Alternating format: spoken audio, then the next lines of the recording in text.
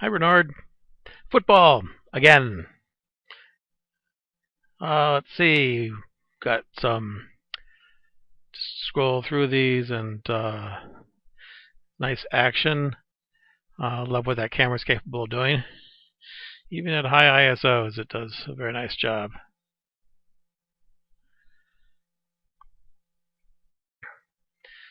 And to me, this is the best shot you got in here. I love that we have these two people fighting over this ball, and you don't know which one of them's going to get it. That to me is a fantastic shot. Of course, you got a lot of extra room on the top. It'd be nice if your camera were aimed a little lower, but so what? It's a great shot. Nice job. And this one we can tell better when the slightly larger version you've got later, but his nose is not in focus and his ear is. I would have preferred, you're at f2.8. It would have been nice if you'd gone to f4 to have a little bit more depth of field, or if you had moved the focus just a bit. One of the tricks you can do in a situation like this, if you know that you've got very shallow depth of field and you focus on the ear, then after you focus the camera, move forward about 2 inches and then take your shot.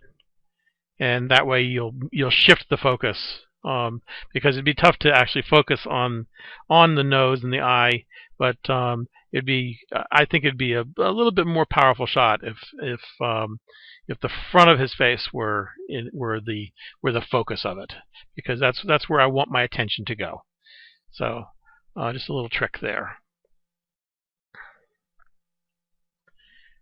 And I like this center shot. There's engagement happening in there.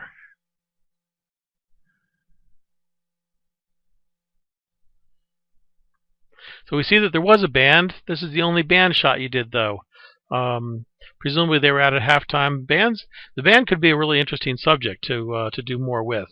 So if you do this again, play with the band a bit. And I don't see any that where you're really working on getting any kind of motion blur. But it's in sports photography. Typically these days the fashion is to get razor sharp images, and I think that's what you were going for.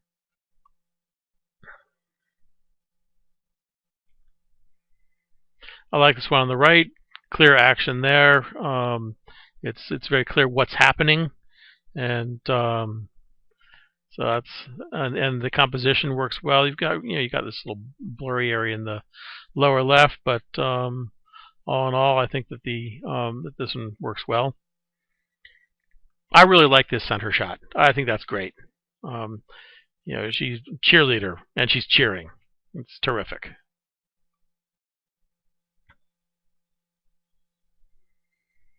And some more action.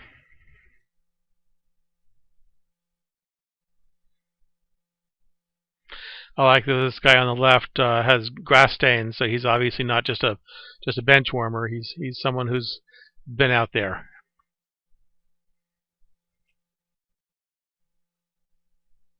So we get to your picks, and I kind of disagree with you on these. The one on the left here isn't really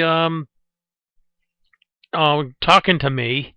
I think because I want to see his face. I want to see who this is.